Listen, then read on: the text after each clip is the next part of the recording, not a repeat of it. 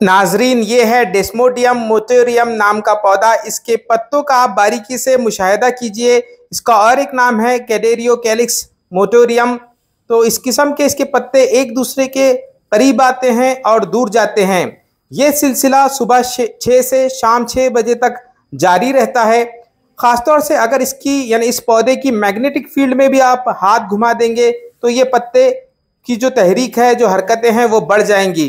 तो इन पत्तों का बारीकी से मुशाहिदा कीजिए, क्योंकि ये जो दरख्त है, ये जो पौधा है, ये इंतहाई कामयाब है। हमारे यहाँ भी सिर्फ वेस्टर्न घाट में ही पाया जाता है और माइस्थेनिया ग्रेविस की ये एक बेहतरीन दवा है। इसीलिए इसकी यानी कीमती होना और कामयाब होना दोनों ही इस बात से साबित होता है। तो ये देखिए, इस किस्म का पौधा गालिबन आपने पहली बार ही देखा होगा कि जिसके पत्ते एक दूसरे से मिलते हैं, मानो कोई इंसान हाथ जोड़ रहा हो और फिर हाथ निकाल रहा हो। तो इसीलिए इसे आजकल लोग, जो जुनूबी हिंद के लोग हैं, वो आदित्य पर्णी इस नाम से भी जानने लगे हैं। तो ये देखिए, इसके पत्तों की हरकतों का बारीकी से मुआयना कीजिए और इसके दीगर अफ़ाल व ख़वास भी समझने की कोशिश कीजिए। ये चूँकि इस किस्म से खुलने और सिकुड़ने की सलाहियत इनमें है, लिहाजा जहाँ जहाँ वासोकॉन्स्ट्रिक्शन होगा या वासोडाइलेटेशन होगा, उन तमाम अमराज में इस पौधे का इस्तेमाल है। इसके अलावा रोमेटॉइड आर्थराइटिस में भी इसका इस्तेमाल है। और माइस्थेनिया ग्रेविस की तो एक बेहतरीन दवा समझी जाती है, चूँकि वो बहुत अलग किस्म की हालत होती है, बहुत अलग किस्म की कैफियत होती है। इसीलिए इस पौधे की कीमत भी बहुत ज़्यादा है। तो इसके पत्तों का बारीकी से मुशाहिदा करने पर आप लोग समझ गए होंगे कि किस तरह ये पत्ते जो है वो एक दूसरे से मिलते हैं और फिर बिछड़ जाते हैं।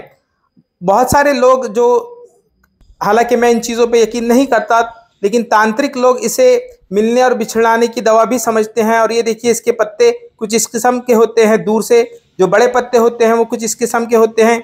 इसी किस्म का और एक पौधा है जिसका लातीनी नाम डेस्मोडियम गैंगेटिकम है। उसकी शनाख्त मैं आपको करवा ही चुका हूँ और उसका लिंक जो है वो डिस्क्रिप्शन बॉक्स में देने की कोशिश करूँगा। लेकिन फ़िलहाल आप इसके पत्तों का, यानी जो बड़े पत्ते हैं, उनका मुशाहिदा कीजिए। और ये देखिए, इसका तना कुछ इस किस्म से होता है, ये देखिए।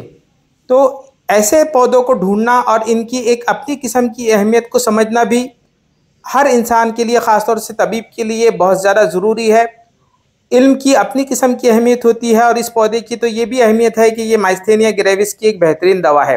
इसके अलावा चूँकि ये जिसमें ब्लड सप्लाई को बढ़ाता है और जो खलियात है उनको दोबारा बनाने की सलाहियत इस पौधे में है, इसीलिए इसकी अपनी किस्म की अफादियत बहुत ज़्यादा होती है, जिसे हिंदी ज़ुबान में कायाकल्प कहते हैं। उस किस्म की अफादियत इस पौधे की हो जाती है। तो ये देखिए, इसके पत्तों का मुशाहिदा कीजिए, उनके बीच के हिस्से को देखिए और साथ ही साथ इसके बाजू के जो छोटे पत्ते हैं वो किस किस्म से एक दूसरे से जुड़ रहे हैं, मानो हाथ जोड़ रहे हों। तो उस किस्म के इसके जो पत्ते हैं उनका भी मुशाहिदा कीजिए और डेस्मोडियम गैंगेटिकम से इसका मवाजना भी करना।